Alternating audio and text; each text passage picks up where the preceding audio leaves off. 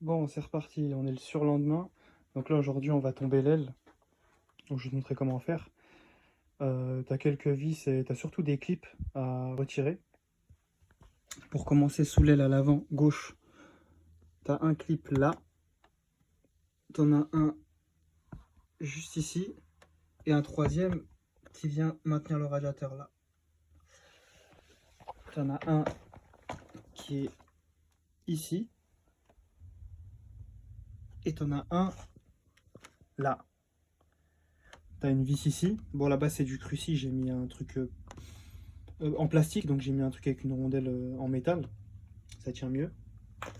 Tu as une vis là, en H4, et tu as la jonction entre les deux côtés pour pouvoir le décrocher. Donc moi il s'est pété, donc j'ai mis un truc, un axe avec un truc qui vient le maintenir pour éviter de retravailler sur le plastique. Et tu as une vis en H5 au milieu ici. Celle-ci, quand tu la desserres, tu fais gaffe. Enfin, quand tu la serres surtout, tu mets pas trop de force parce que tu as une patte derrière qui est accrochée sur le carter et elle a tendance à se tordre. Et quand c'est le cas, bah en fait en dessous, t'es pas parfaitement aligné ici. Ça va faire un genre de, tu vois. Et c'est rien, mais esthétiquement, c'est pas, tu vois. Enfin, si t'es un peu maniaque et tout, ça va te faire chier. Quand tu vas la mettre sur le côté, si tu vas la regarder, tu vois, c'est pas agréable. Et t'as une dernière vis juste à l'avant, derrière la roue. On va tourner la roue. Tac. Ici en H4 aussi. Et une fois que tu as enlevé tout ça, bah ça vient direct. Je vais te montrer dans l'ordre comment faire. Bon, celle-ci a rien d'incroyable, hein. H5, tu desserres. T'as vu comment ça plie quand tu dévisses. Tu dévisses, ça vient. T'as un petit axe au milieu qui vient centrer la vis. Et t'as un truc en plastoc autour pour le mouvement, pour la souplesse. Voilà. Bon, celle du milieu. Je vais desserrer pareil. Ça, c'est difficile d'accès à la visseuse. Donc, mais bon, si tu tournes la roue et qu'elle est courte, tu peux quand même y aller. Mais bon, on s'en fout, c'est qu'une seule vis, quoi. Hop. Et celle-ci.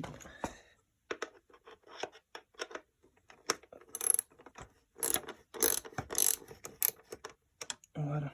Après sur celle-là c'est pareil, bon, moi j'ai mis une goupille, comme ça je fais juste ça, un tour,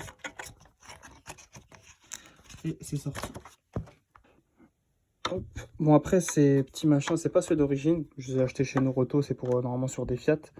Je préfère, elles sont beaucoup plus rigides. Voilà. Et surtout celles d'avant, bon, elles peuvent se péter, donc je les ai changées. Hop. T'appuies dessus, hein. Tu centres au milieu, c'est le même principe, hein, même si t'as celle d'origine. Tu viens appuyer.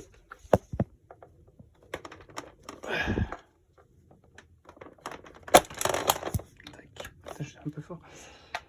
Et tu récupères après les petits pions, mais sur celle d'origine, normalement, elle reste coincée dedans. Voilà. Tac. D'origine, c'est celle-ci, normalement. Hop. Elles sont plus jolies, donc je l'ai laissé ici, parce que ça se voit.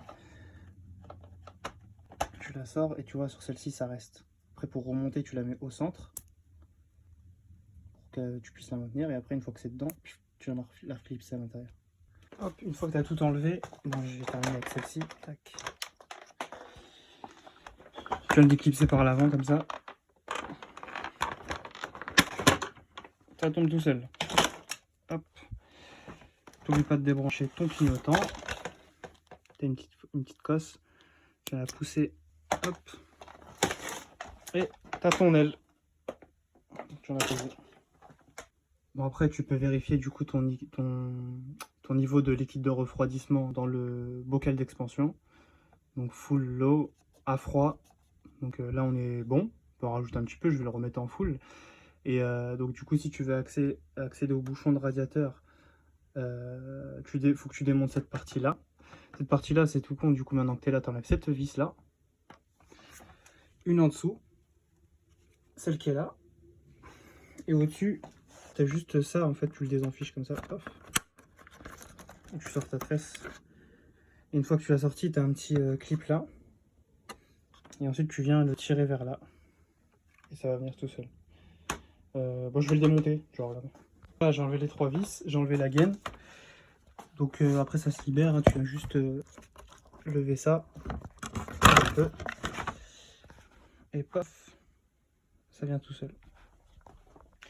Donc la petite explication sur le système de refroidissement. Bon, tu as bien vu que ça passait par ici, hein, du coup à la sortie du radiateur là-bas. Mais sur ce côté-là, donc en fait, bon, ton bouchon il est là.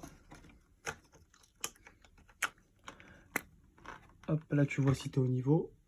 On a l'air pas trop mal. Hop. Si tu veux vidanger ton circuit d'eau, en fait tu vas suivre un...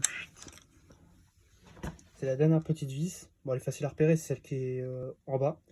Et tu as une petite rondelle en cuivre derrière. Tu viens la dévisser. Tu peux, quand tu vas dévisser un petit peu, ça va couler, tu peux l'enlever entièrement. Après, tu viens ouvrir ton bouchon, du coup, pour faire un appel d'air.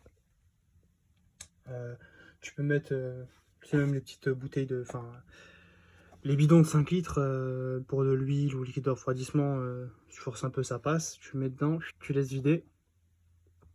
Après, tu refermes, du coup, tu viens re-remplir. Tu laisses tourner ton moteur. Bien sûr, moteur monté, tout ce que tu veux, voilà. Juste en fait en tombant l'aile. Ensuite, tu vérifies quand le niveau baisse, tu complètes. Il faut juste qu'il soit à fleur en fait. Et après, une fois que tu es bon, tu refermes. Tu complètes ici. Et tu es bon. Pour remplir ça, il faut enlever ça ici. C'est juste poser dessus. Hein. Tu vas enlever ta tige, tu viens le remplir. Tu remets à l'intérieur. Et tu as du liquide de refroidissement tout neuf. Et si ça fait longtemps que tu l'as pas fait, de toute façon, tu verras, ça se répercute fortement sur la chauffe du véhicule au compteur. Hein, tu vois, ça chauffe beaucoup moins. Donc pour accéder au carter de distribution donc du bas, tu vas simplement enlever les vis qui sont là. Tu viens bien les repérer parce que elles sont pas de la même longueur. Et si tu en mets une qui est de la mauvaise longueur dans un truc trop long, tu vas pas pouvoir serrer correctement. Et si tu fais le contraire, tu peux péter le bloc. Du coup, si tu passes une vis, si tu forces un peu, faut pas que tu forces. Normalement, ça rentre tout seul à la visseuse. Ma visseuse, elle fait 4 Nm, donc ça sert pas à des masses. Si en faisant ça, tu vois que ça coince, c'est que c'est pas au bon endroit. Vaut mieux les repérer. Même si je sais que quand tu les sors avec le joint et tout, c'est compliqué. Prends un carton, tu fais des trous dedans, paf, paf, paf, tu les places. T'as le câble d'embrayage qui est dessus, hein. Mais tu peux, bon, c'est assez mou. Tu peux soit le désengager ici, mais quand tu vas démonter ces deux pattes là, il va venir avec. Moi je l'enlève pour éviter qu'il se trimballe, comme ça le câble je peux le poser en bas, tu vois. Bon, je suis allé un peu trop vite, j'ai oublié de filmer quand je l'ai enlevé, mais bon, on s'en fout. En gros, tu enlèves toutes les vis, hein, tu tires dessus, ça vient. Tu as les deux pions là qui viennent tenir. Bon, je te fais un petit truc. Hein. Donc là, tu as la roue dont je te parlais. Donc là, je l'ai marqué, hein, le repère T avec la flèche. Donc ça, c'est le point mort haut. Tu en as deux, hein, un là, un là. Bon, celui avec lequel on va travailler, c'est celui-ci. Et l'idée, pour que le calage soit bon, il faut que ce repère T soit aligné au plan là. Je vais nettoyer un petit peu. T'as une petite rainure en fait. Bon, je pense pas qu'on la voit très bien ici. Là, t'as un petit trait au milieu. Et voilà, il faut que ça soit aligné. Là, on le voit bien. Ensuite, je vais te montrer aussi. Donc, du coup, le calage, forcément, il doit être en adéquation avec les deux poulies là. Tu vois que tu as des repères aussi. Je vais le mettre au point mort au haut et je vais te montrer du coup.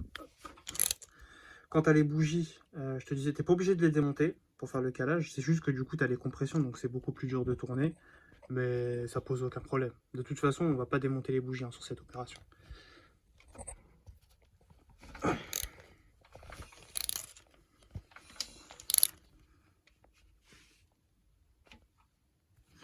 Hop, donc là, tu vois, on est pile en face du repère. Donc ça, c'est pour la partie du bas. Et comment ça va se répercuter en haut? Tu as donc l'arbre d'admission qui est juste là.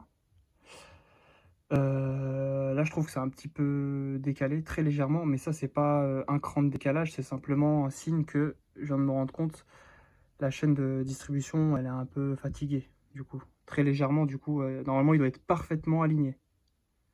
Et là, en fait, si la chaîne est usée, tu pourras jamais l'aligner parfaitement. Tu auras toujours un décalage. Et de l'autre côté, du coup, pareil. Tu dois avoir... Quand tu as ton repère là aussi, E comme exhaust, du coup, qui est en face du plan de joint aussi, des deux côtés. Tu cales comme ça, et en bas comme ça. Et t'es bon, ton moteur il tourne rond. Bien sûr, on va pas démonter le fameux tendeur tout de suite. parce qu'il faut déjà qu'on mesure nos jeux.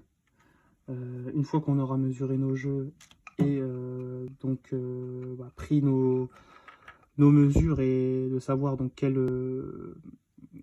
jeu il y a en trop ou pas assez, là on va pouvoir démonter pour pouvoir vérifier les pastilles qui y a en dessous pour pouvoir les changer en conséquence.